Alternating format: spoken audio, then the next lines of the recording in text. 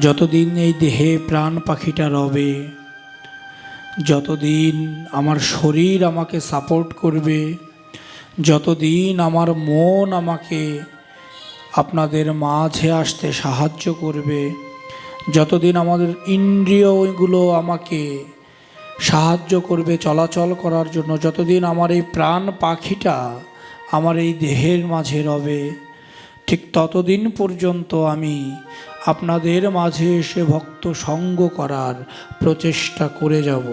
তাই আপনাদের চরণধূলি, আপনাদের আশীর্বাদ সদাই আমার পাথেও। সবাই আশীর্বাদ করবেন যেন এই জগতে আপনাদের মাঝে থেকে বাকিটা জীবন আমি কাটিয়ে দিতে পারি। আমরা আজকে ভগবানের বৃন্দাবন লীলা নিয়ে কিছু আলোচনা করব। আমাদের অনাদিরাদি গোবিন্দ যখন বৃন্দাবনে গিয়ে যে লীলাগুলো করেছেন তার কিঞ্চিত কিছু লীলা আমরা আহরণ করার চেষ্টা করব, অন্তরে ধারণ করার চেষ্টা করব এবং ধারণ করার মাধ্যমে আমাদের জীবন আমরা পরিবর্তন করার চেষ্টা করব। কেননা আমরা যতই ভাগবতীয় আসরে যাই, যতই হরি কথা কৃষ্ণ কথা শুনি, যতই ভক্ত সঙ্গ করি, যদি আমাদের জীবন আমরা পরিবর্তন করতে না পারি, আমাদের মনকে আমরা পরিবর্তন করতে না পারি, তাহলে এই ভাগবতের অমীয় ধারায় ঢুকে আমাদের কোনো লাভ নেই। ভগবান আমাদেরকে এই ভাগবত, এই জরাজগতে কলির জীবের মধ্যে ছেড়ে দিয়েছেন আমাদের এই জীবনটাকে পরিবর্তন করার জন্য। ভাগবতের অমীয় ধারায় নিজের জীবনকে চালনা করার জন্য, ভাগবতকে নিজের জীবনের ধারক ও বাহক করার জন্য। আর আমরা যতই ভক্ত সঙ্গ করি, যাই করি, যদি সেই ভাগবতকে আমরা জীবনের ধারক ও বাহক করতে না পারি, তাহলে এই ভাগবতীয় আসর, ভাগবতীয় কথা সবই বৃথা হয়ে যাবে। ভগবান আমার অনাদির আদি গোবিন্দ যখন বৃন্দাবনে গেলেন, আমরা অনেকেই বৃন্দাবনে গোবর্ধন পর্বতের, গিরি গোবর্ধন পর্বতের নাম শুনেছি না? বৃন্দাবনে গেলে, যদি কেউ বৃন্দাবনে যান তাহলে দেখতে পাবেন সেখানে গিরি গোবর্ধন পর্বত রয়েছে। এই গিরি গোবর্ধন পর্বতের একটা মাহাত্ম্য আছে। আমরা অনেকেই বিভিন্ন জায়গায় ছবি দেখি যে ভগবান তার কেনাঙ্গুলে করে, এই কনিষ্ঠায় করে আমার গিরি গোবর্ধন পর্বতকে জাগিয়ে ধরেছিল, বৃন্দাবনবাসীকে সেখানে আশ্রয় দিয়েছিল। এটা আমরা দেখি না? আমরা দেখি। কেন করেছিল, কী জন্য করেছিল, এর পিছনের রহস্য কি, অতীতে কি রয়েছে, এগুলো আমরা কেউ জানি না। আমরা এই গিরি গোবর্ধন পর্বতের মাহাত্ম্য জানতে গেলে তার আগে আমাদের যেতে হবে ত্রেতা যুগে। কেন ত্রেতা যুগে যেতে হবে? এই ত্রেতা যুগে আমার অনাদিরাদি গোবিন্দ যখন রাম অবতার রূপে অযোধ্যায় জন্মগ্রহণ করেন, রাম অবতার রূপে যখন অযোধ্যায় এসে তিনি 14 বছরের পিতৃশর্ত পালন করার জন্য 14 বছরের বনবাস জীবন গ্রহণ করেন। কি তাই না মা? 14 বছরের জন্য রাজা রাম বনে গিয়েছিলেন। যখন বনে গিয়েছিলেন তখন রাবণ মাতা সীতাকে পঞ্চবটী থেকে হরণ করেছিল। কেন হরণ করেছিল সেটা কি আমরা কেউ জানি? আমরা জানি রাবণ একজন দুরাচারী পাপাত্মা। তো রাবণ কেন হরণ করেছিল সেটাও আমরা কেউ জানি না। তাহলে সেটা জানতে গেলে আমাদের কোথায় যেতে হবে? সেটা জানতে গেলে আমাদের যেতে হবে সত্য যুগে। দেখুন, আমাদের প্রত্যেকটা জিনিসের সাথে প্রত্যেকটা জিনিস কিন্তু কানেক্টেড। যেদিকেই যান প্রত্যেকটা জিনিস আমাদের সাথে কানেক্টেড। একটা জানতে গেলে আর একটা জায়গায় যেতে হবে, সেটা না জানলে আমরা ওটা জানতে পারবো না। তাহলে আমরা আগে একটু রাবণ সম্পর্কে জানি। রাবণ ছিল আমার বৈকুণ্ঠের দ্বারপাল।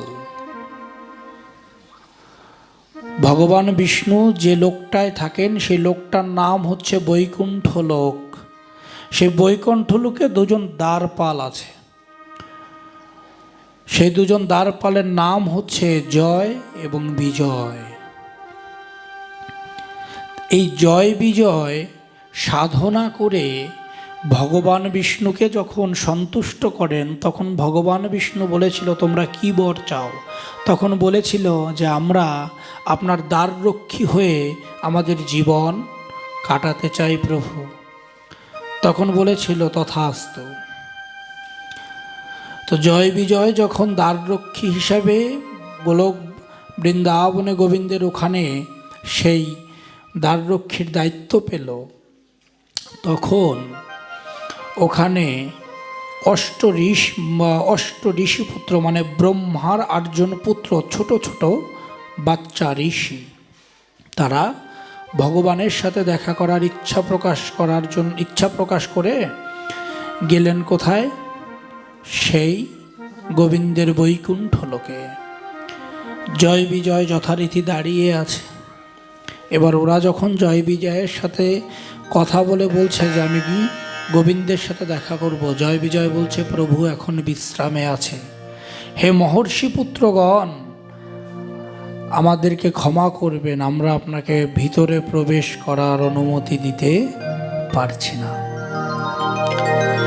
সেই ঋষিপুত্র রাগে ক্রোধান্বিত হয়ে জয় বিজয়কে অভিশাপ দিল যে তোমরা যে অহংকারে, যে অহমিকায় আমাকে গোবিন্দের সাথে দেখা করতে দিলে না, সেই গোবিন্দকে তোমরা জনম জনম খুঁজে বেড়াবে। গোবিন্দ শয়নে যখন দিব্য জ্ঞানে এগুলো দেখলেন, তখন গোবিন্দ স্বয়ং সেখানে প্রকট হলেন। প্রকট হয়ে বলছেন যে হে ঋষিপুত্রগণ, এ আপনারা কি করলেন? ক্রোধের বশে হয়ে ওদেরকে অভিশাপ দিলেন। ওরা তো আমার আজ্ঞাবহ দূত, ওরা আমার আজ্ঞা পালন করছে, এখানে তো ওদের কোনো দোষ নেই। তাহলে কেনই বা আপনারা ওদেরকে অভিশাপ দিলেন? তখন ঋষিপুত্ররা তাদের ভুল বুঝতে পারল। ভুল বুঝতে পেরে তখন বলছে যে যে অভিশাপ একবার বেরিয়ে যায় সে অভিশাপ আর ফেরত নেওয়া যায় না। তো হে গোবিন্দ, আপনি এর দুটো পথ বলে দিন। তখন গোবিন্দ বলল যে হে জয় ও বিজয়, দুটো পথ খোলা আছে। কি দুটো পথ? একটি পথ হচ্ছে তোমরা আগামী 7 জন্ম পর্যন্ত আমাকে খুঁজে বেড়াবে, অথবা আগামী 3 জন্ম পর্যন্ত আমার সাথে শত্রুতা নিভিয়ে আবার আমার এই বৈকুণ্ঠে ফিরে আসবে।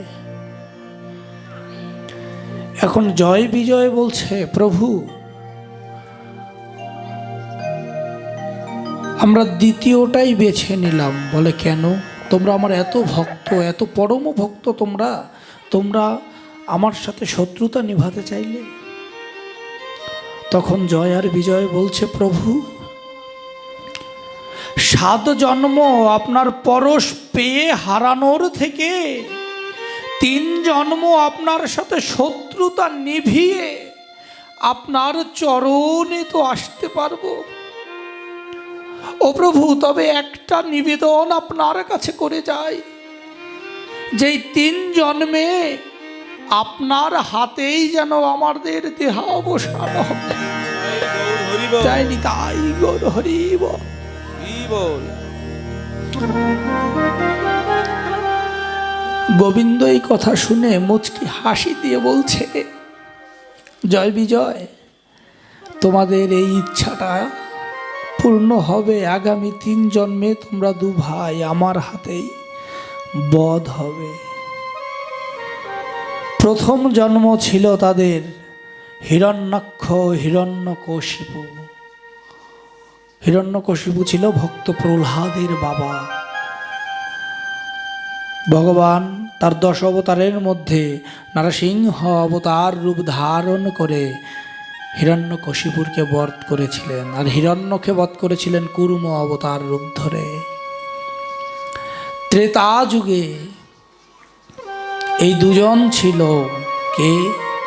রাবণ এবং কুম্ভকর্ণ। আর দাপর যুগে ছিল কংস এবং জরাসন্ধ। এই হচ্ছে রাবণের পূর্বজন্মের ইতিহাস। তো রাবণ উদ্ধার হওয়ার জন্য মাতা সীতাকে হরণ করলেন। যখন মর্যাদা পুরুষোত্তম রাম বনে বনে ঘুরে যখন মাতা সীতার সন্ধান না পায়, তখন বানররাজ সুগ্রীবের সাহায্য নিলেন।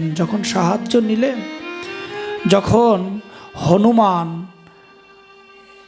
সাগর পাড়ি দিয়ে লঙ্কায় পৌঁছালেন, মাতা সীতার খোঁজ এনে যখন আমার রামকে দিলেন, এবার রাম চিন্তা করে এই সীতাকে উদ্ধার করতে যেতে হবে। তখন হনুমান বলে, প্রভু, মাতা সীতাকে উদ্ধার করতে যাবেন, কিন্তু তার মাঝখানে বড় একটা বাধা রয়েছে। কি বাধা? একটা বিশাল সমুদ্র রয়েছে প্রভু। এই সমুদ্র দিয়ে তো আমাদের সেনারা যেতে পারবে না, আমি না হয় আপনাদের 2 ভাইকে নিয়ে চলে যাব। তখন হনুমান উড়ে গিয়ে মনে মনে চিন্তা করে যে এখানে সমুদ্রটাকে বাঁধতে হবে, কি করা যায়। হনুমান রামের আজ্ঞা ছাড়াই চলে যায় গিরি গোবর্ধন পর্বতের কাছে, গিয়ে বলে যে, হে গোবর্ধন, আমার প্রভু রামের তোমাকে খুব প্রয়োজন, তুমি আমার সঙ্গে চলো মাতা সীতাকে আনতে।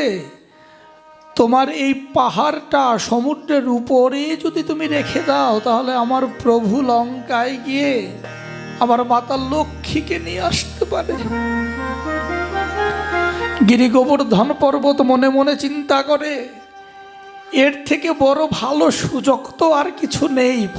প্রভুর চরণের স্পর্শ পাবো, আর বড় সুযোগ আমার জীবনে কি থাকতে পারে। যখন হনুমান বিকট আকার ধারণ করে যখন নিয়ে যাচ্ছে গিরি গোবর্ধন পর্বতকে, তখন হনুমান জানতে পারলেন যে রাজা রাম সমুদ্রকে বন্ধন করার জন্য যজ্ঞ করছে। তিনি গিরি গোবর্ধন পর্বতকে মাঝখানে আবার রেখে দিয়ে আসলেন। তখন গোবর্ধন পর্বত বলছে, হনুমান, তুমি এটা কি করলে? তুমি আমাকে প্রভুর কাছ থেকে বঞ্চিত করলে। তখন বলছে, হে গোবর্ধন, আমার অন্যায় মাফ করবেন। আমি প্রভুর আজ্ঞা ছাড়াই আপনাকে প্রভুর কাজে নিয়োজিত করতে চেয়েছিলাম।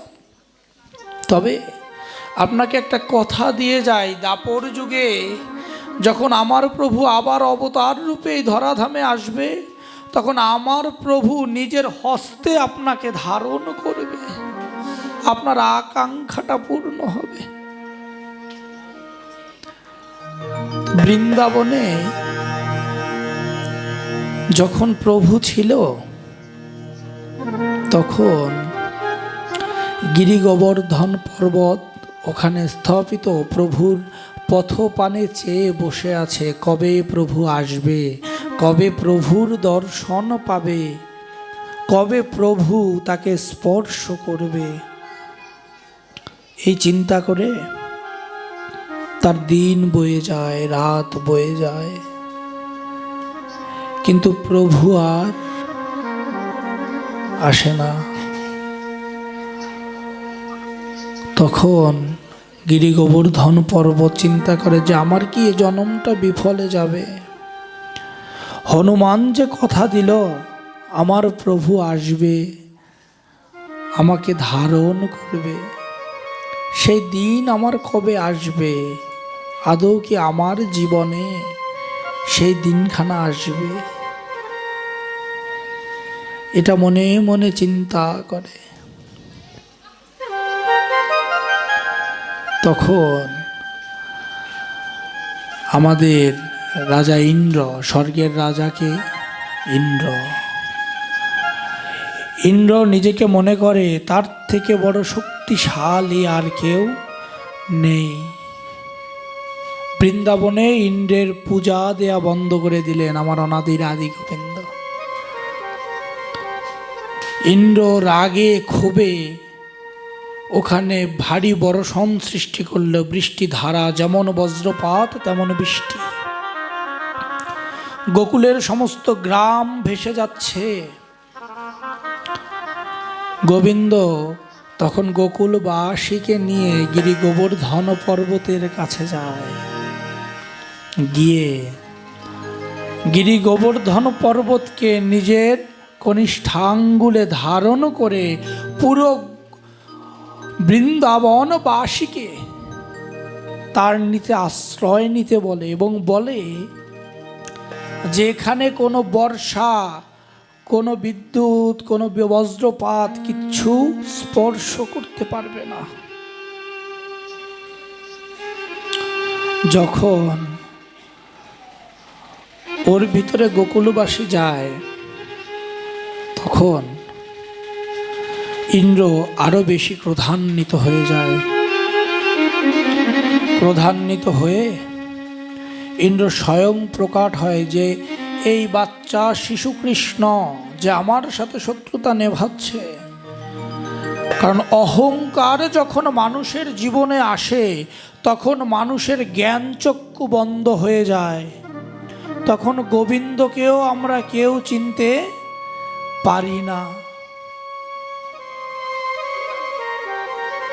আমাদের ভিতরে 6টা রিপু আছে বাবা, কাম, ক্রোধ, লোভ, মোহ, মদ, মাৎসর্য। এই 6 রিপুর বশে যখন আমরা থাকি তখন আমরা আর গোবিন্দকে চিনতে পারি না।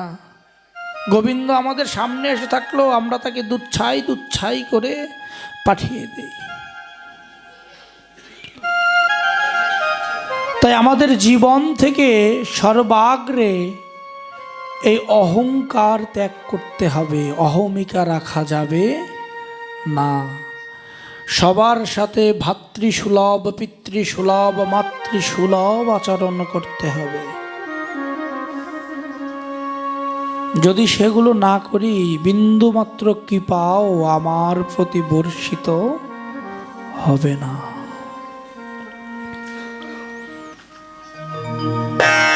এটা আমাদের জীবন। গোবিন্দকে পেতে গেলে এগুলো আমাদেরকে জানতে হবে, শিখতে হবে।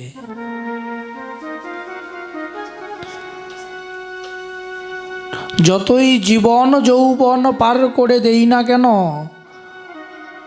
যদি নিজের ভিতরে অহমিকা থাকে তখন আর গোবিন্দকে দর্শন করা আমাদের পক্ষে সম্ভব নয়।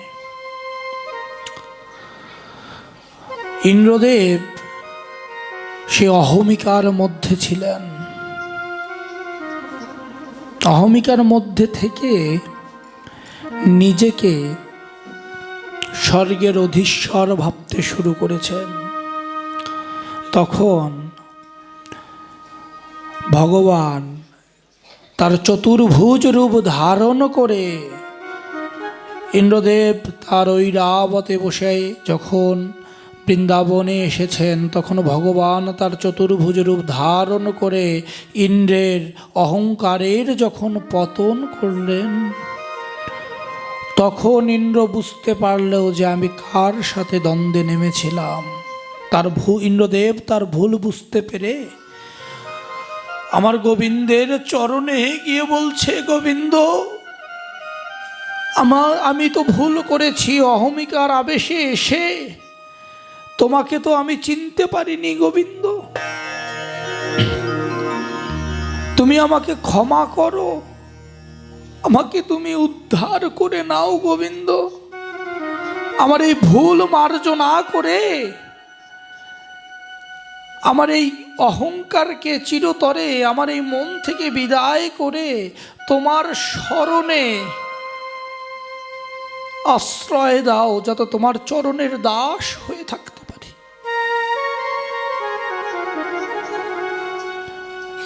ওমা কই, আমরা তো পারলাম না নিজের জীবনটাকে পরিবর্তন করে গোবিন্দকে অর্পণ করতে।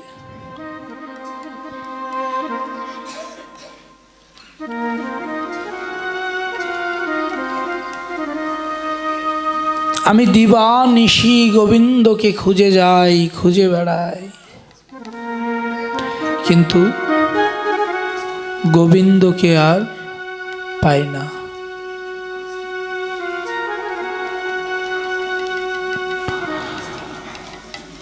আমাদের সেই জ্ঞান চোখ, সেই মনের ভাব, সেই ভক্তি, সেই বিশ্বাস, সেই গোবিন্দ প্রেম আমাদের নেই।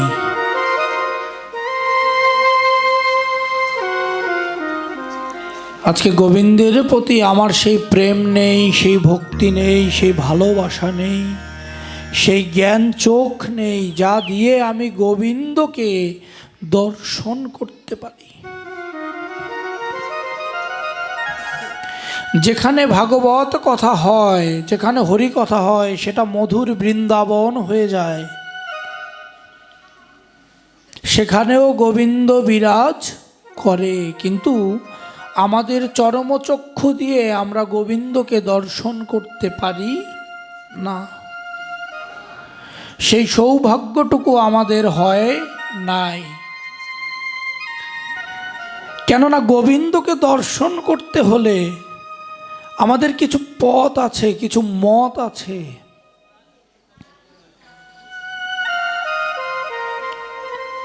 আমরা অনেকেই গুরুর আশ্রয়ে যাই, গুরুর চরণ আশ্রিত হই।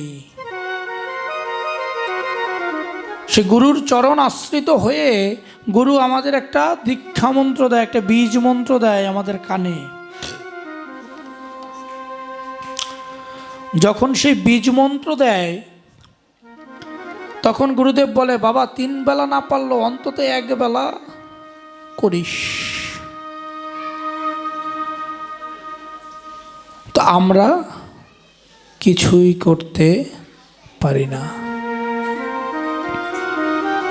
আমরা 1 বেলাও সঠিক করে সেই দীক্ষা মন্ত্র জপ করতে পারি না।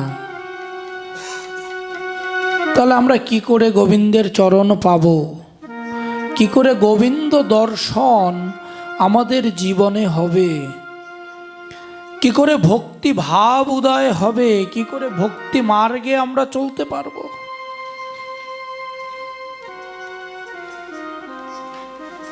আমরা তো এই জরা জগতের মায়ায়, এই মোহতে পড়ে সমস্ত কিছু ভুলে গিয়েছি।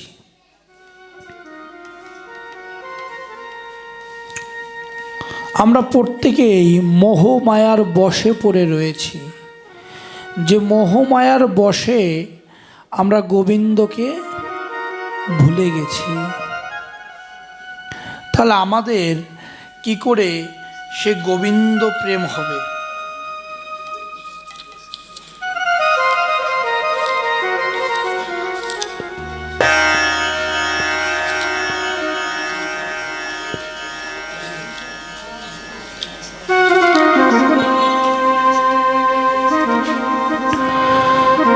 আমাদের তো তাহলে গোবিন্দ প্রেম সম্ভব নয়। গোবিন্দ প্রেম পেতে গেলে, গোবিন্দের চরণ পেতে গেলে আমাদের যে মত, যে পথ, যতটুকু থাকা দরকার তার কোনোটাই আমাদের নাই। তিনি আমাদের সৃষ্টি করেছেন, তিনি আমাদের লালন করেছেন, তিনি আমাদের পালন করেছেন। তিনি আমাদের সৃষ্টিকর্তা, লালনকর্তা, পালনকর্তা। কিন্তু আমরা তার দাস অনুদাস হয়ে আমরা তাকেই আর চিনি না, তাকেই আর বোঝার চেষ্টাটুকু করি না।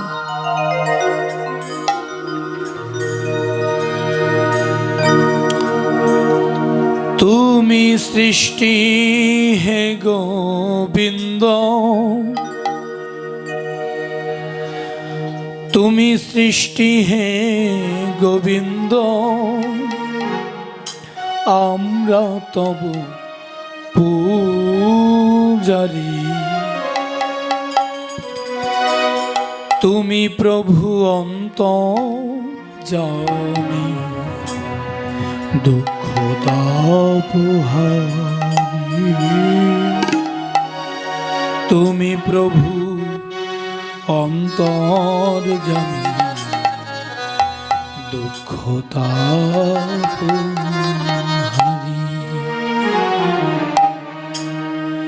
তুমি সৃষ্টি হে গোবিন্দ, তুমি সৃষ্টি হে গোবিন্দ, আমরা তব পূজারি। তুমি প্রভু অন্তর্যামী, দুঃখ তাপহারী। তুমি প্রভু অন্তর্যামী, দুঃখ তাপহারী।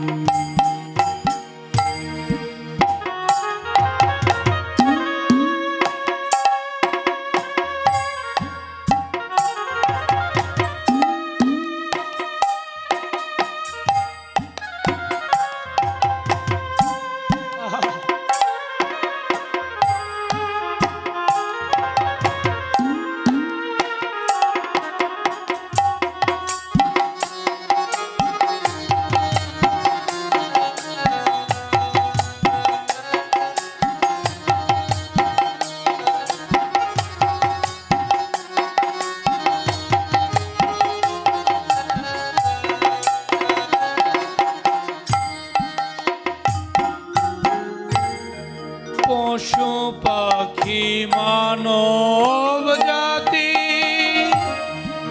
গায়ে তব নাম।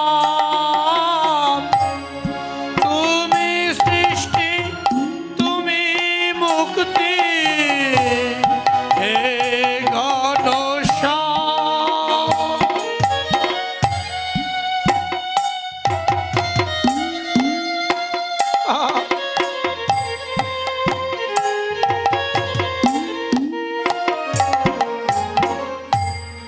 পশু পাখি মানব জাতি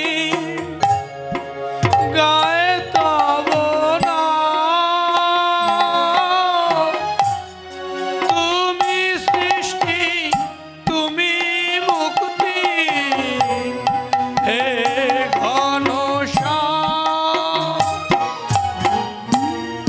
সঙ্গে করি রায় কিশোরী, সঙ্গে করি রায় কিশোরী।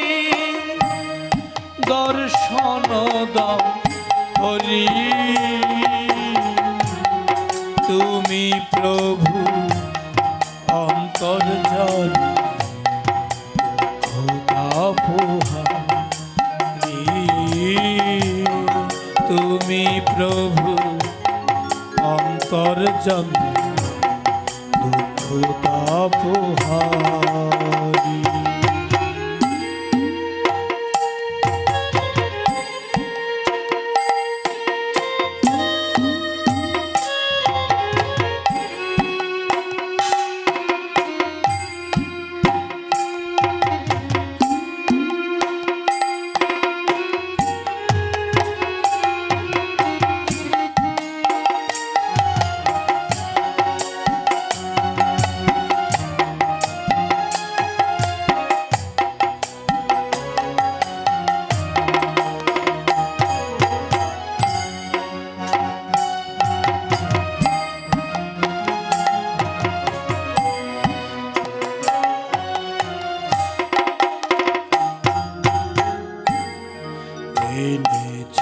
নয়নের জল ধোয়াতে চরণ ভক্তি ফুল সাথে আরো চন্দন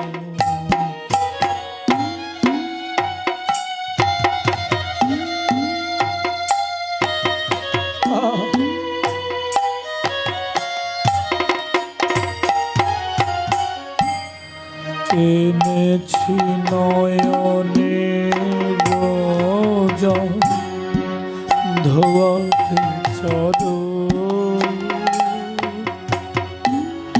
ভক্তি ফুল সাথে আরো চন্দন সাজিয়েছি ডালা তোমার সাজিয়েছি ডালা তোমার ও হে গিরি ধারী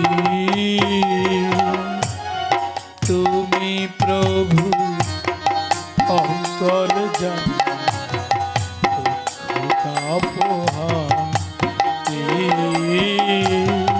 তুমি প্রভু অন্তর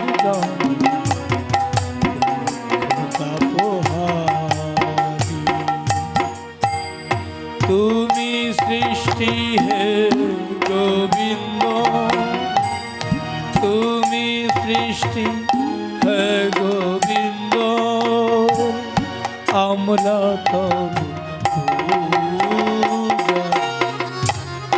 তুমি প্রভু অন্তর্যামী দুঃখতাপহারী তুমি প্রভু অন্তর্যামী দুঃখতাপহারী তুমি প্রভু অন্তর্যামী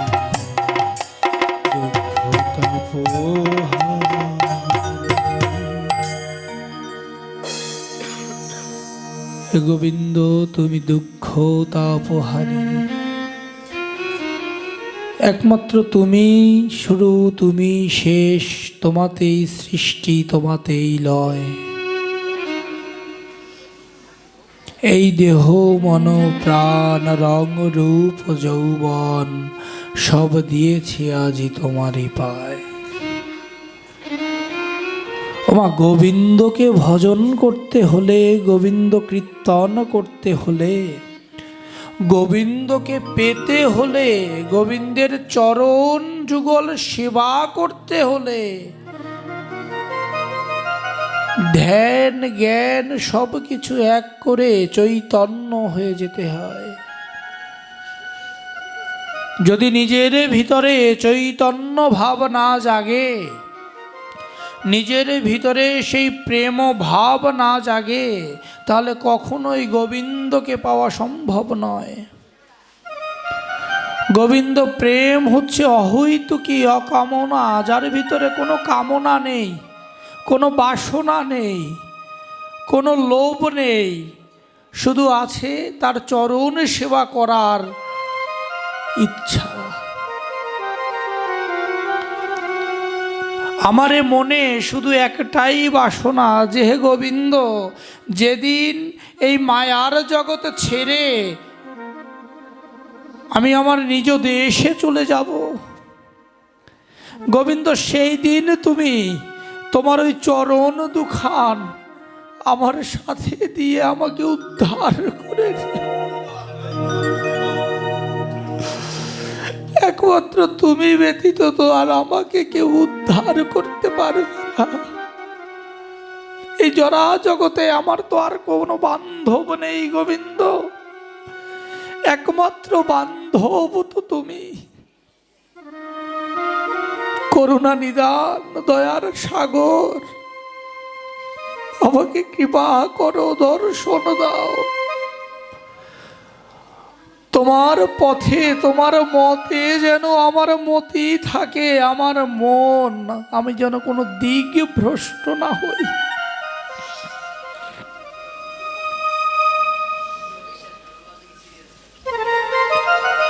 আমার গোবিন্দকে পেতে হলে এগুলো করতে হবে, তার চরণ পুজো করতে হবে, নিজের ভিতর থেকে সব বাদ দিয়ে দিতে হবে। বৃন্দাবনে আমার গোবিন্দ আরো অনেক লীলা করেছেন, অসংখ্য লীলা আমার গোবিন্দের।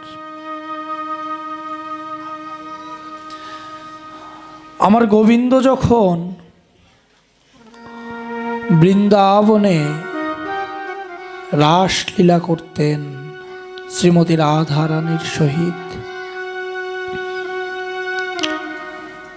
এই যে সামনে আর কিছুদিন পরে আমাদের দোল না, অনেকের বাড়িতেই দোল উৎসব পালিত হয়। এই দোল উৎসবের কিছু কাহিনী আছে। দেখুন, এই দোল উৎসবটা আমাদের কাছে কতটা পবিত্র। আমার এই কলির জীবে উদ্ধারিতে এই ধরাধামে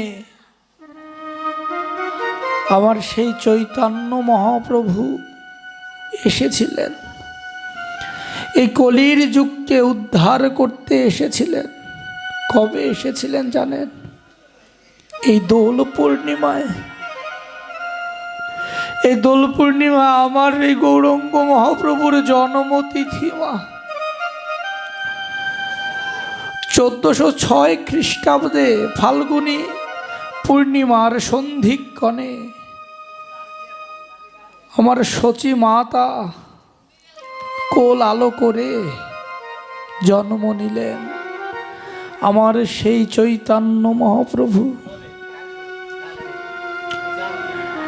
সেদিন চন্দ্রগ্রহণ ছিল।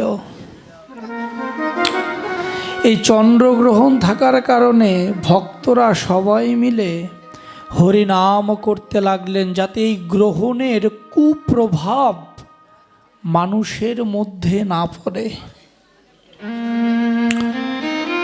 আর আমার প্রভু সেই গ্রহণের মধ্যে জন্ম নিলেন, আর চারিদিকে হরির ধ্বনি, উলুর ধ্বনি হতে লাগলো।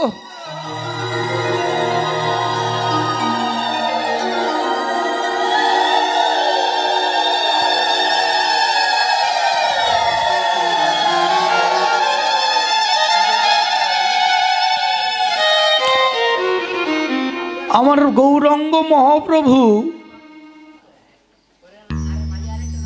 এই দোল পূর্ণিমায়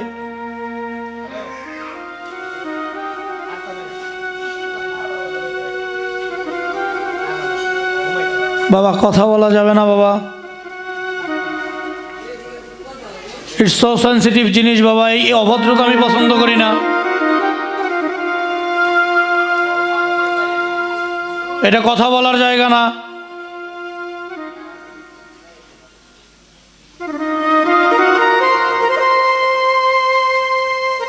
যায়নি তাই আমার মহাপ্রভু কেন গ্রহণের দিনে জন্মগ্রহণ করেছিল জানেন? এই কলির জীবকে শেখাতে যে, হে কলির জীব, তোমরা সমস্ত কিছু ভুলে, সমস্ত মোহ মায়া সব কিছু ভুলে এই হরি নামে মত্ত থাকো।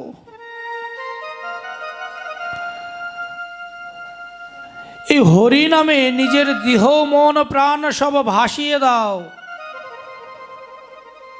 আমার গৌরাঙ্গ মহাপ্রভু এই শিক্ষা যেদিনকে তিনি এই ধরাধামে আসে 1406 খ্রিস্টাব্দে ফাল্গুনী পূর্ণিমায়, এই যে দোল পূর্ণিমা যেটাকে বলি, এটাকে আর একটা নাম বলা হয় গৌর পূর্ণিমা। এটা আমরা অনেকে জানি না যে দোল পূর্ণিমার আর এক নাম হচ্ছে গৌর পূর্ণিমা।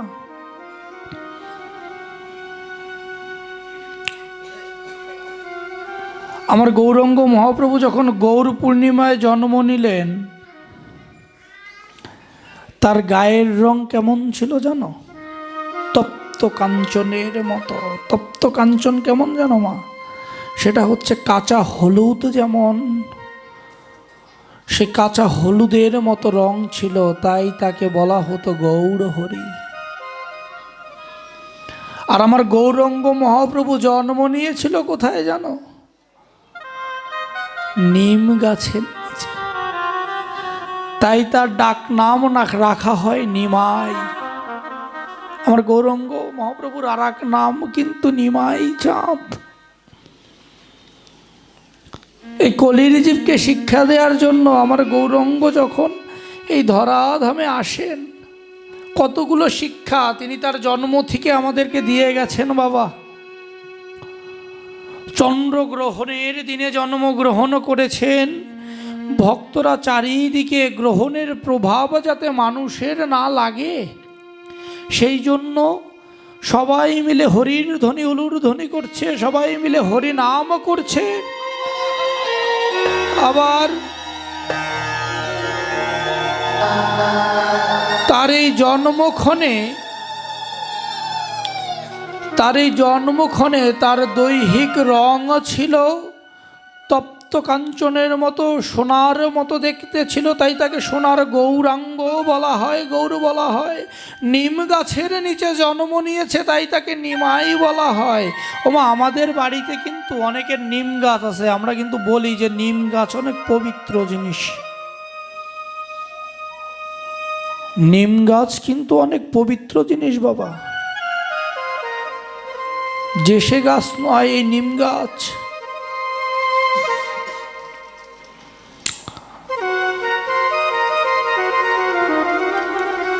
এই কলিযুগে একমাত্র উদ্ধারের পথ আমার গৌরাঙ্গ মহাপ্রভু দেখিয়ে গিয়েছিলেন, সেটা হচ্ছে হরিনাম সংকীর্তন।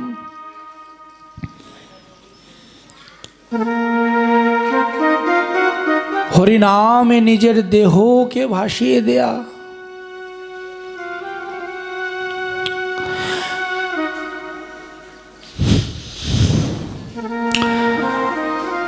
এই যে দোল, এই যে দোল আসছে, আর কিছুদিন পরেই দোল পূর্ণিমা।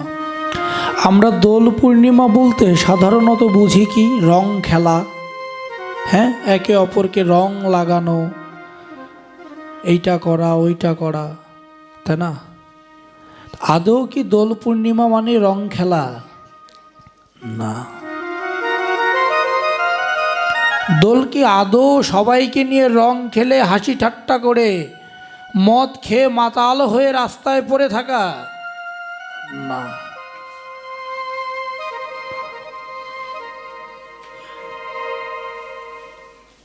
এগুলো দোল নয়, এগুলো সনাতন কালচার নয়।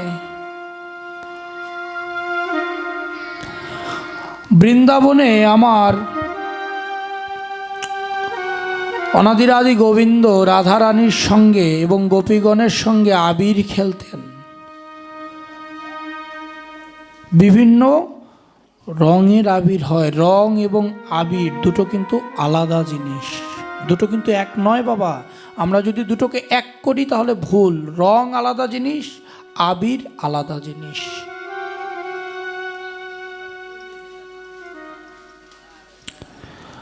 আমার অনাদির আদি গোবিন্দ কি করতেন? গোপীগণকে সাথে নিয়ে এবং আমার রাধারানী, শ্রীমতী রাধারানীকে নিয়ে আবির খেলতেন। কোথায় খেলতেন? নিধুবনে খেলতেন। বৃন্দাবনে গেলে কেউ দেখবেন বৃন্দাবনে নিধুবন আছে, সে নিধুবনে খেলতেন। সে আবিরটা ছিল কি জানেন? শ্রীকৃষ্ণের প্রেম ও রং। ওই রঙে সবাইকে রাঙিয়ে দিতেন, কেননা এটা শিক্ষা দিতে যে কৃষ্ণ প্রেম কাকে বলে, কৃষ্ণ ভক্তি কাকে বলে, কৃষ্ণ ভালোবাসা কাকে বলে। আমরা কি করি? আমরা দোলের দিনকে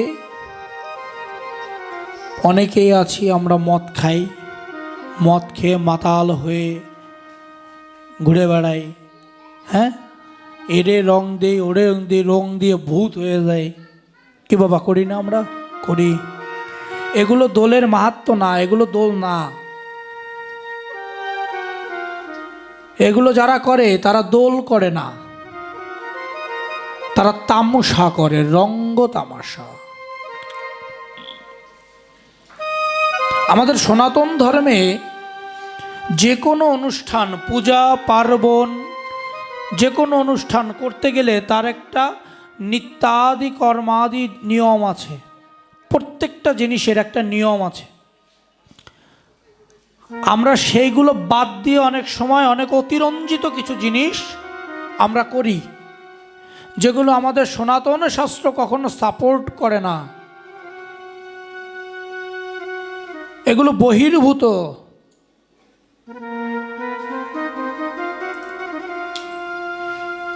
এই জন্য আমাদের সনাতন শাস্ত্র মেনে সমস্ত অনুষ্ঠান আদি, ক্রিয়াকর্ম আদি, দশবিধি সংস্কারের যা আছে এগুলো আমাদের করা উচিত সনাতন শাস্ত্র মেনে। আমরা সেগুলো কেউ করি না। তাহলে আমাদের ফল কি করে হবে, আমাদের উদ্ধার কি করে হবে? আমরা তো এ জীবন কেন, কোনো জীবনেই উদ্ধার পাবো না, সম্ভব না। এটাই সত্যি মা। রাধে রাধে।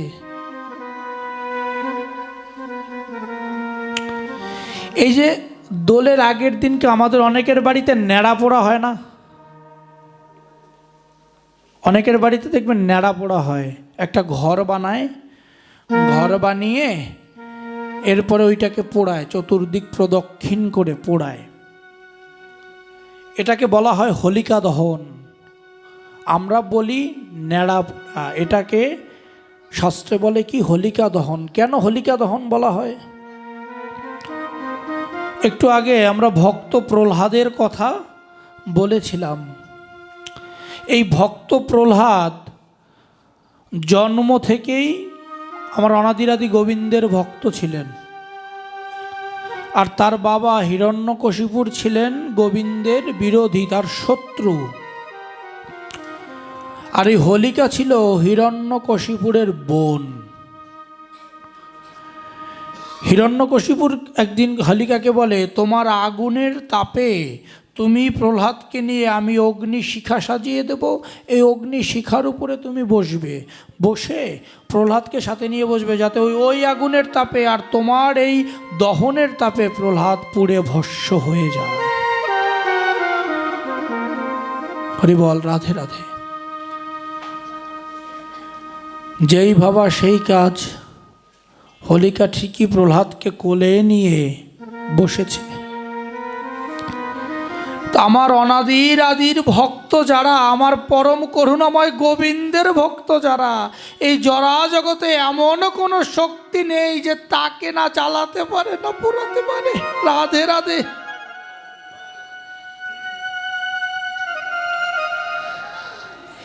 এই যে হোলিকা দহন,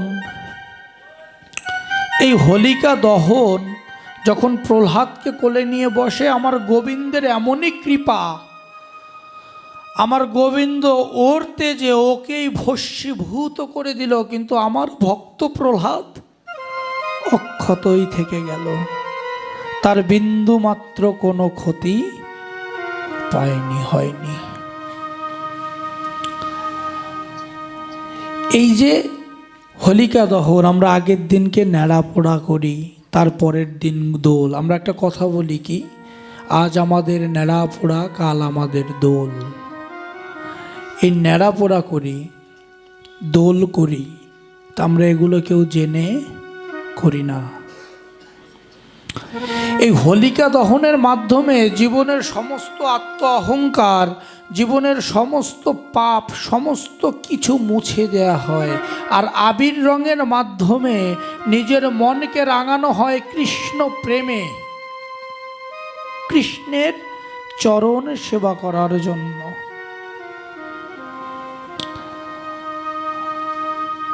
এর মাধ্যমে যাতে আমরা ভগবানের চরণে লীন হয়ে যেতে পারি।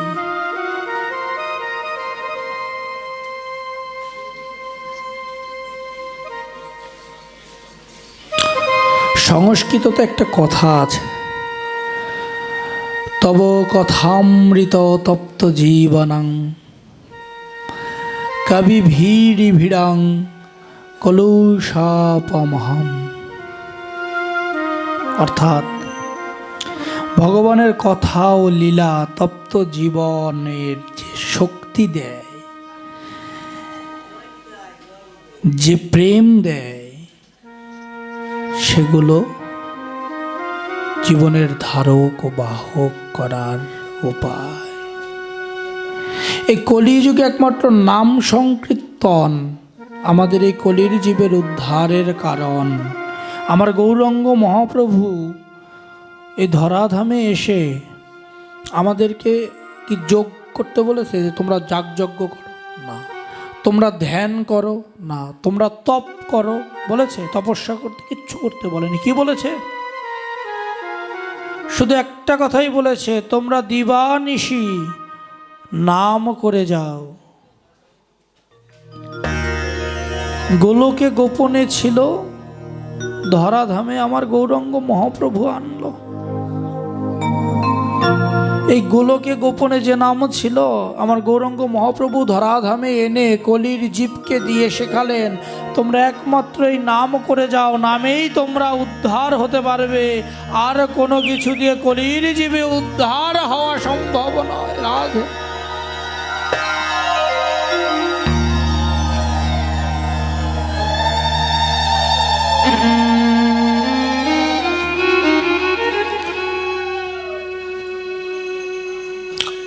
আমরা বলি হরের নামৈব হরের নামৈব হরের নামৈব কেবলম কলৌ নাস্তেব নাস্তেব নাস্তেব গতিরান্যথা। এই যে হরের নামৈব নামৈব নামৈব কেবলম, এই হরিনাম, এই হরিনাম ছাড়া এই কলিযুগে আর কোনো গতি এই জীবের নাই। নাম ছাড়া আর কোনো কিছু এই কলিযুগে নাই। উদ্ধার হতে গেলে একমাত্র নামই আমার সম্বল।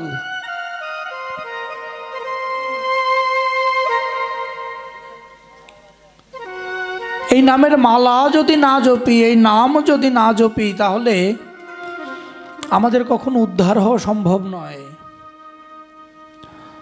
আমার গৌরাঙ্গ মহাপ্রভু কত ত্যাগ স্বীকার করেছেন এই নাম দিতে গিয়ে।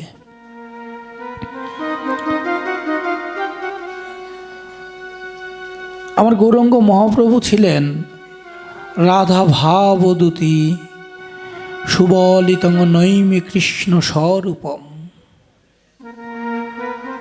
মানে রাধা ও কৃষ্ণের মিলিত রূপ আমার গৌরাঙ্গ মহাপ্রভু।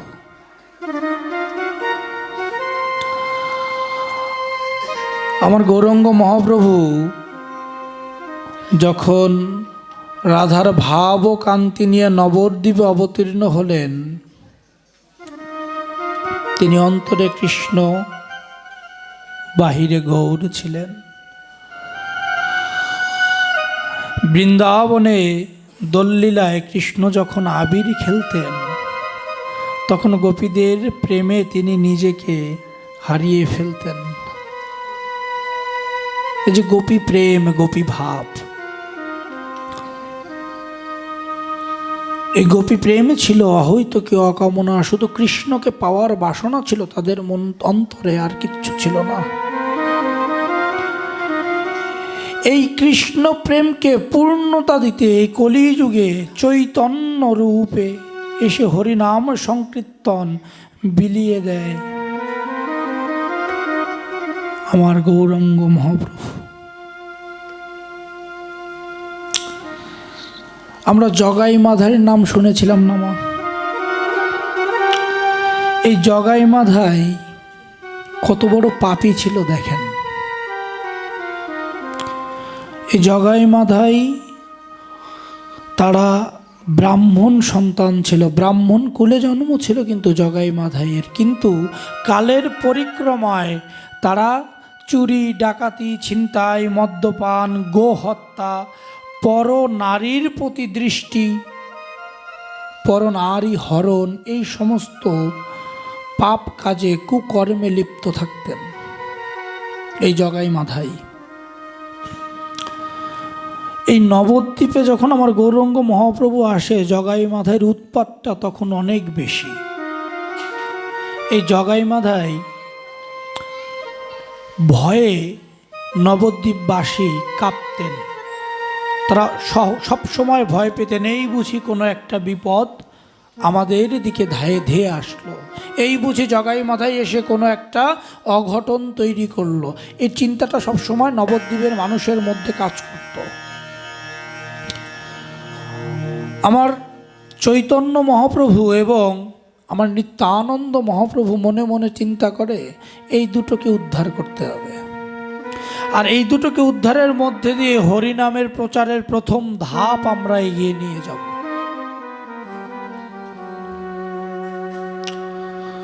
তখন একদিন আমার নিত্যানন্দ মহাপ্রভু এই জগাই মাধাইকে উদ্ধার করতে তাদের কাছে গেলেন। তারা দুজনে মদ্যপ অবস্থায় রাস্তায় পড়ে আছে। তখন আমার চৈতন্য মহাপ্রভু গিয়ে বললেন, আমার নিত্যানন্দ মহাপ্রভু গিয়ে বললেন যে হে জগাই মাধাই, তোমরা এগুলো বাদ দিয়ে একবার হরি নাম করো, কৃষ্ণ নাম করো। আমার নিত্যানন্দ মহাপ্রভুর কথা শুনে পাশে একটা ভাঙা কলসের টুকরো ছিল, সেটা দিয়ে আমার নিত্যানন্দ মহাপ্রভুর মাথায় আঘাত করেছেন। যখন আঘাত করেছেন, আমার নিত্যানন্দ মহাপ্রভুর মাথা থেকে দরদরিয়ে রক্ত পড়ছে। তবু আমার নিত্যানন্দ মহাপ্রভু কোনো রাগ না হয়ে, কোনো ক্রোধ না করে তিনি জগাই মাধাইকে বলছে, মেরেছ কলসির কানা, তাই বলে কি প্রেম দেব না? দেখুন মা, কি দয়ালু, কি প্রেম, কি ত্যাগ। তুমি মেরেছ কলসির কানা, তাই বলে কি আমি তোমায় প্রেমও দেব না?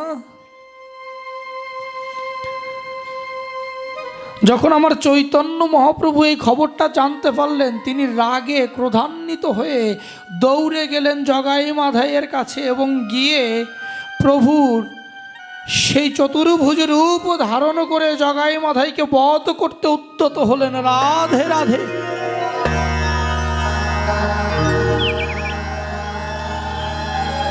জগাই মাধাই মনে মনে চিন্তা করে,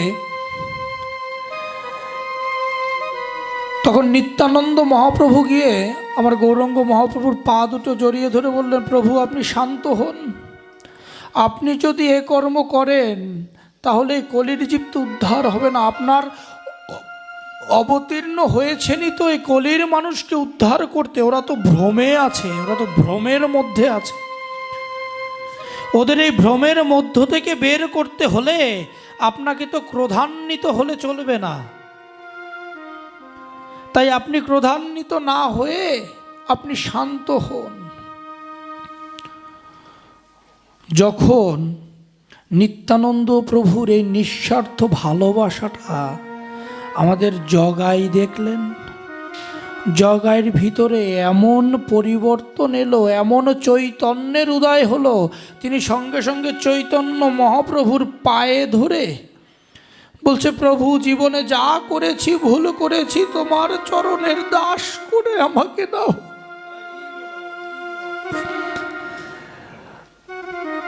মাধাই মনে মনে চিন্তা করে যে সত্যিই তো জীবনের প্রতিটা সময় ভুল কাজ, ভুল কর্মেই লিপ্ত ছিলাম। কখন তো গোবিন্দ প্রেম করি নাই, কৃষ্ণ প্রেম করি নাই। তাহলে আমার উদ্ধার হওয়ার তো আর কোনো পথ নাই। গোবিন্দ, আমি প্রতিজ্ঞা করছি যে আমি এই কুকর্ম ছেড়ে আজকের থেকে তোমার দাস অনুদাস হয়ে এই হরির নাম বিলিয়ে বাকিটা জীবন কাটিয়ে দেব। রাধে রাধে।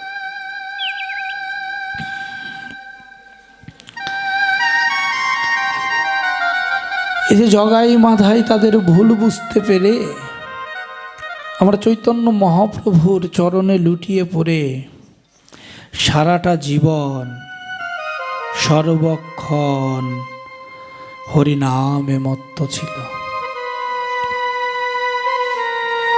আমাদের প্রত্যেকের জীবনে এই হরিনামের প্রভাব আছে বাবা। আপনারা প্রত্যেকে মালা জপ করেন, তিলক ধারণ করেন, এর প্রত্যেকটা জিনিসের মাহাত্ম্য আছে।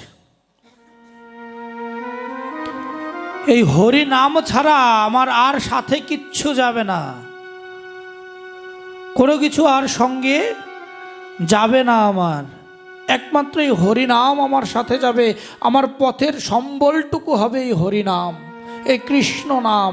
তাই এখনো সময় থাকতেও যদি আমরা সেই হরিনাম না করি, সেই কৃষ্ণ নাম না করি, তাহলে কখনোই আর আমাদের জীবনে উদ্ধার হওয়া সম্ভব নয়।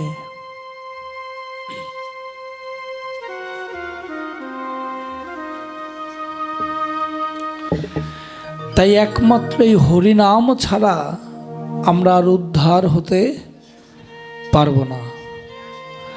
তাই সবাই আমরা আমাদের ভিতরের অহমিকা ভুলে, ক্রোধ ভুলে, সমস্ত কিছু ভুলে আমরা সবাই হরিনামে মত্ত হয়ে হরিনামের মাধ্যমে নিজের জীবনকে পরিবর্তন করে, নিজের জীবনের ভাবধারাকে পরিবর্তন করে সেই গোবিন্দ প্রেমে ব্রতী হই।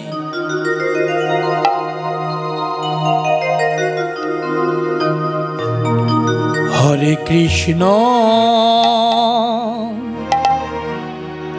হরে কৃষ্ণ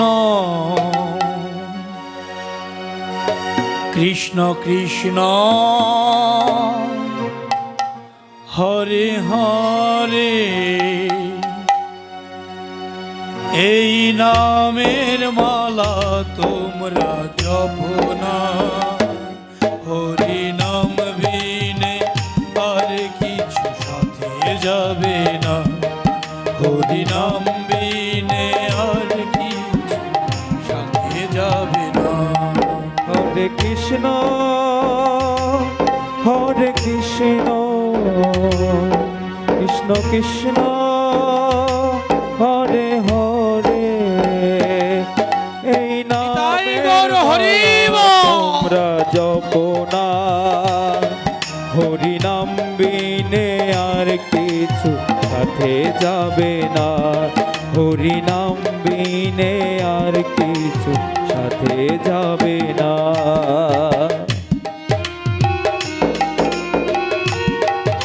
আমাদের জীবনে এই হরি নাম ছাড়া, এই কৃষ্ণ নাম ছাড়া আর কিছু সাথে যাবে, আর কিছু চাইলেও আমরা সাথে নিয়ে যেতে পারবো না। এই যে টাকা পয়সা, গাড়ি বাড়ি, ধন দৌলত, স্ত্রী পুত্র পরিজন, কোনো কিছু আমার সঙ্গের সাথী হবে না। একমাত্র সঙ্গের সাথী হবে এই হরিনাম। এই হরিনামের গুণে কত পাপী তাপী দুনিয়ায় উদ্ধার হয়ে গেছে। দেখো, জগাই মাধাই দুই ভাই পাপী ছিল, হরিনামের গুণে উদ্ধারিল। জগাই মাধাই পাপী ছিল, হরিনামের গুণে উদ্ধারিল। জগাই মাধাই দুই ভাই পাপী ছিল, এই হরি নামে উদ্ধারিল। জগাই মাধাই দুই ভাই ছিল, হরিনামের গুণে উদ্ধারিল।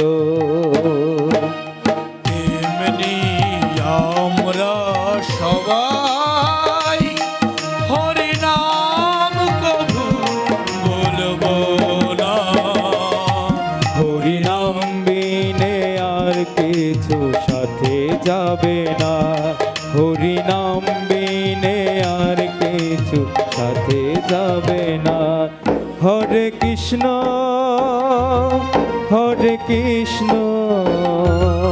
কৃষ্ণ কৃষ্ণ হরে হরে। এই নামের মালা তোমরা জপো না, হরি নাম বিনে আর কিছু সাথে যাবে না, হরি নাম বিনে আর কিছু সাথে যাবে না।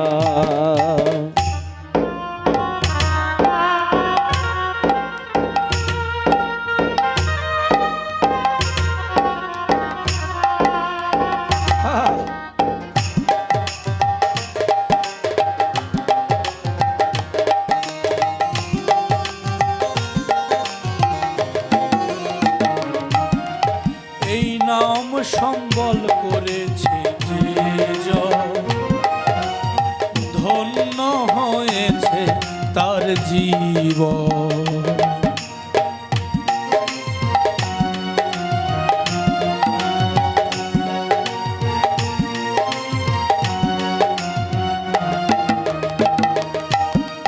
এই নাম সম্বল করেছে যে জন, ধন্য হয়েছে তার জীবন। এই নাম করেছে যে সম্বল, হরি নামে হলো ধন্য জীবন। তেমনি আমরা সবাই হরি নাম কভু বলবো না। হরি নাম বিনে আর কেহ সাথে যাবে না। হরি নাম বিনে আর কিছু সাথে যাবে না। হরে কৃষ্ণ হরে কৃষ্ণ, কৃষ্ণ কৃষ্ণ হরে হরে। এই নামের মালা তোমরা জপো না। হরি নাম বিনে আর কিছু সাথে যাবে না। কৃষ্ণ নাম বিনে আর কিছু সাথে যাবে না। হরে কৃষ্ণ কৃষ্ণ কৃষ্ণ হরে হরে। এই নামের মালা তোমরা জপো না। হরি নাম বিনে আর কিছু সাথে যাবে না। কৃষ্ণ নাম বিনে আর কিছু সাথে যাবে না। হরি নাম বিনে আর কিছু সাথে যাবে না। কৃষ্ণ নাম বিনে আর কিছু সাথে যাবে না।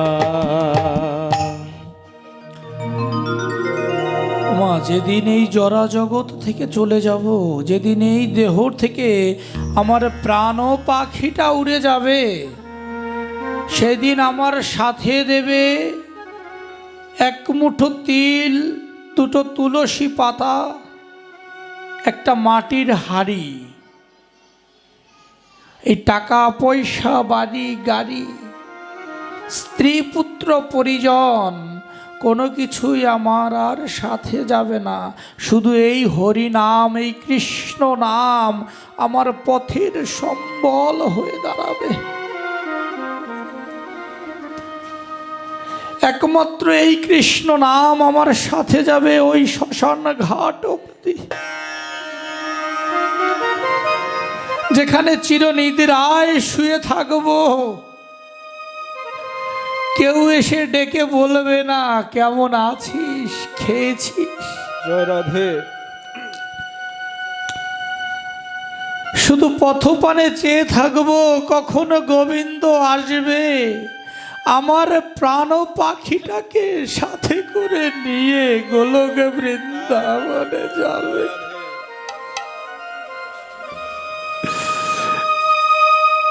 আর তো কিছু আমার সাথে হবে না।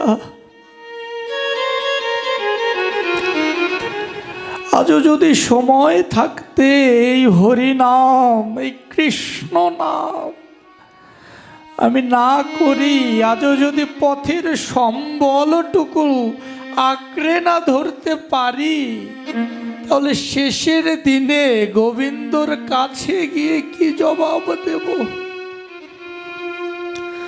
গোবিন্দ তো আমাকে বলবে তোকে কি করতে পাঠিয়েছিলাম আর তুই কি করেছিস, তার জবাবটুকু আমাকে দে। তো আমার ঝুলিতে তো কোনো উত্তর থাকবে না গোবিন্দকে দেওয়ার মতো। আমার মানব জীবন ধন্য হবে না গোবিন্দের চরণ না পাওয়া পর্যন্ত।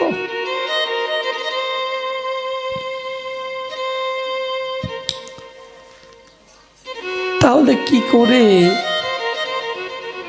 আমি উদ্ধার হব?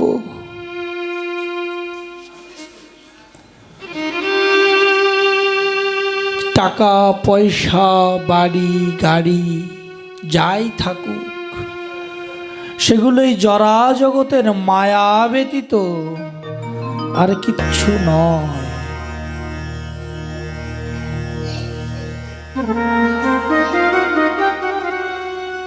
এই ভাগবত ধ্যান, ভাগবত জ্ঞান, ভাগবত চিন্তামণি, এই ভাগবত ছাড়া এখন আমার জীবনে আমি আর কিছু নাহি মানি। এটাই সত্যি। যেদিন থেকে ভাগবতের অমীয় ধারায় প্রবেশ করেছি, যেদিন থেকে ভাগবতের অমৃত কথা পড়ে নিজের ভিতরে ধারণ করতে শিখেছি, যেদিন থেকে অমীয় প্রেমে পড়ে গেছি, সেদিন থেকে নিজের জীবনের প্রতিটা পদক্ষেপে ভাগবতকে পাথেয় করে চলতে শুরু করেছি।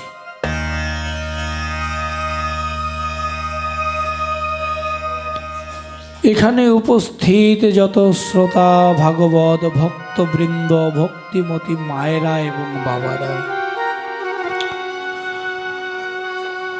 আমাদের প্রত্যেকেরই উচিত এই জীবনটাকে ভাগবতের অমীয় ধারায় বইয়ে নিয়ে যাওয়া, হরি নামকে সম্বল করা, নিজের জীবনটাকে হরি নামে বিলিয়ে দেয়া। ও বাবা, আর যাই করেন অন্তত দিন শেষে একবার এই হরি নামটুকু করিয়েন, অন্তত একবার এই কৃষ্ণ নামটুকু করিয়েন।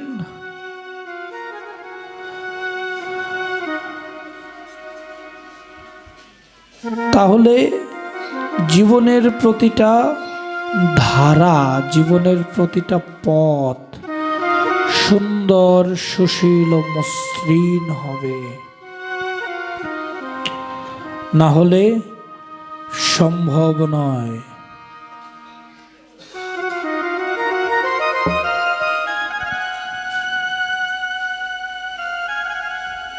আমাদের জীবনের পাথেয়,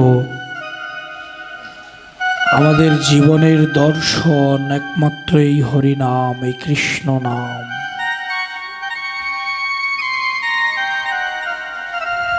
আমরা যে পুণ্যভূমিতে এখনো বসে আছি, আমার সে পাগল জগদীশ পরমহংসদেব, উনিও কৃষ্ণ প্রেমে পাগল ছিলেন, নিজের জীবন কৃষ্ণ প্রেমে বিলিয়ে দিয়েছেন।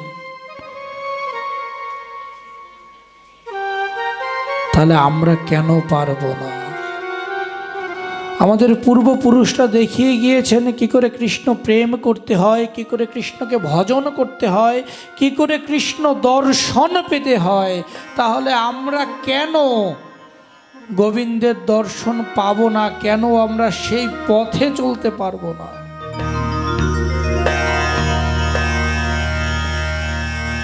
তাই আমাদের সেই চৈতন্য ভাবটুকু অন্তরে ধারণ করতে হবে, সেই চৈতন্য ভাবের ধারায় জীবনটাকে গঠিত করতে হবে, সেই ভাবধারায় নিজের জীবনকে এগিয়ে নিয়ে যেতে হবে। তাহলেই একমাত্র আমরা গোবিন্দ দর্শন পেতে পারি। না হলে আর গোবিন্দ দর্শন পাওয়া আমাদের পক্ষে সম্ভব নয়।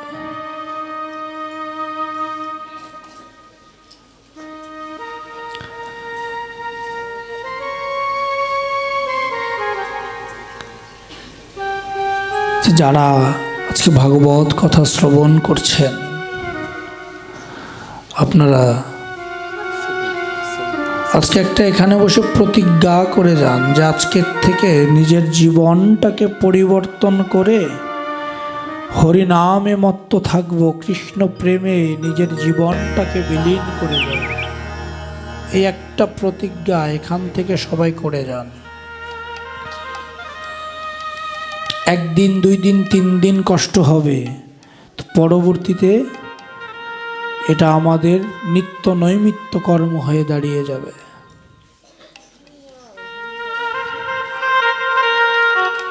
না হলে আজকের থেকেও যদি আমরা নিজের জীবনটাকে পরিবর্তন করতে না পারি, তাহলে আর আমাদের পক্ষে জীবন পরিবর্তন করা সম্ভব নয়।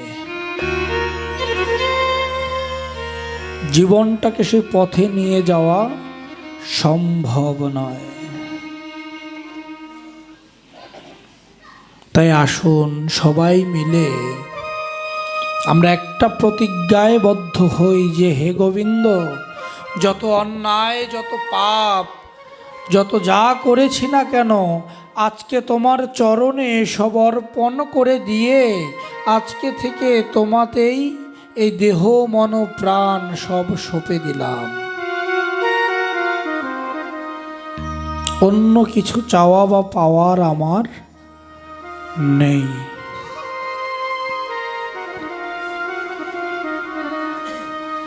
রাত্র অনেক হয়েছে, কথা আর বাড়াবো না।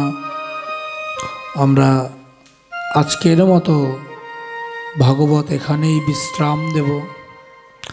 ভাগবত শেষে পাঠ কীর্তন করতে হয়, আমরা পাঠ কীর্তন করব। পাঠ কীর্তন করার পরে সবাই হরিনামে নৃত্য করব। তারপরে আপনাদের সবার জন্য মন্দির কমিটি প্রসাদের ব্যবস্থা করেছে, দয়া করে সবাই প্রসাদ নিয়ে তারপরে বাড়ি যাবেন। আগামীকালকে যে কি হবে এটা বলে দাও। আর আগামীকালকে আমার পাগলের তিরোধান উৎসব, সকালে নিত্যদিনের মতো পূজা পাঠ, ধর্মীয় আলোচনা আছে এবং দুপুরে ভোগ রাগ এবং তারপরে মহাপ্রসাদ বিতরণ। দয়া করে সবাই চরণধূলি দিয়ে কৃতার্থ করবেন। তো আসুন আমরা সবাই মিলে পাঠ কীর্তন করি। পাঠ কীর্তন করার পরে হরি নামে নৃত্য করব, সবাই প্রসাদ নেবেন। মন্দির কমিটি প্রসাদের ব্যবস্থা করেছে। তারপরে আমরা যার যার গন্তব্যের উদ্দেশ্যে গমন করব। চলুন আমরা সবাই এখন পাঠ কীর্তন করি। জয় রাধা মাধব।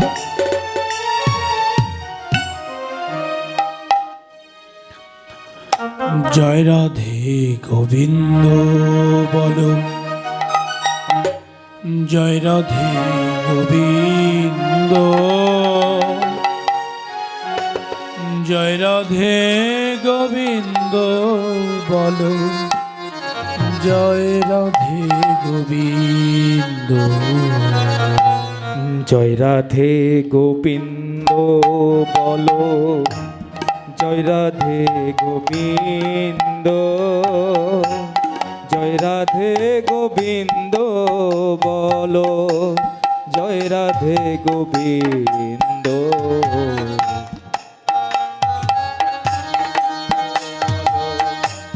জয় রাধে গোবিন্দ, জয় রাধে গোবিন্দ বলো, জয় রাধে গোবিন্দ,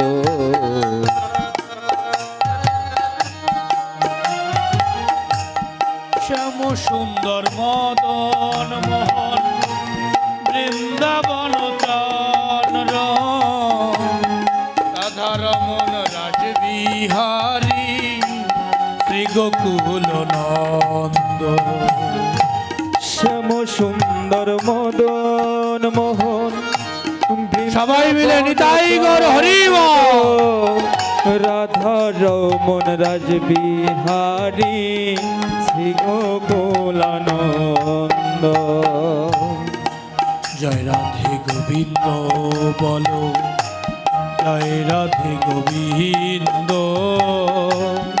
জয় রাধে গোবিন্দ বলো, জয় রাধে গোবিন্দ, জয় রাধে গোবিন্দ বলো, জয় রাধে গোবিন্দ, জয় রাধে গোবিন্দ বলো, জয় রাধে গোবিন্দ। রাধাকান্ত রাধা দীন শ্রী রাধা গোবিন্দ,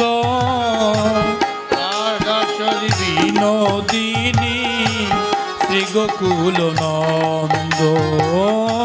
রাধাকান্ত রাধা বিনোদ শ্রী রাধে গোবিন্দ, রাসেশ্বরী বিনোদিনী ভানুকুল চন্দ্র। রাধাকান্ত রাধা বিনোদ শ্রী রাধা গোবিন্দ, রাসেশ্বরী বিনোদিনী শ্রী গোকুল নন্দ। রাধাকান্ত রাধা বিনোদ শ্রী রাধে গোবিন্দ, রাসেশ্বরী বিনোদিনী শ্রী গোকুলানন্দ।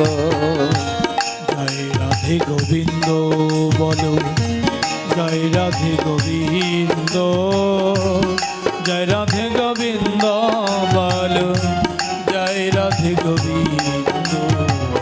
জয় রাধে গোবিন্দ বলো, জয় রাধে গোবিন্দ, জয় রাধে গোবিন্দ বলো, জয় রাধে গোবিন্দ।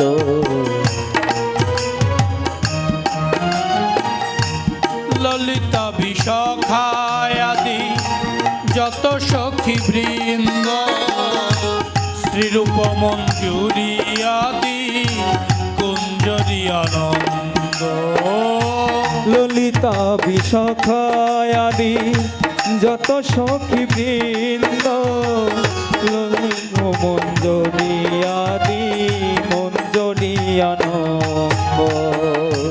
জয় রাধে গোবিন্দ বলো, জয় রাধে গোবিন্দ, জয় রাধে গোবিন্দ বলো, জয় রাধে গোবিন্দ। জয় রাধে গোবিন্দ বলো, জয় রাধে গোবিন্দ, জয় রাধে গোবিন্দ বলো, জয় রাধে গোবিন্দ।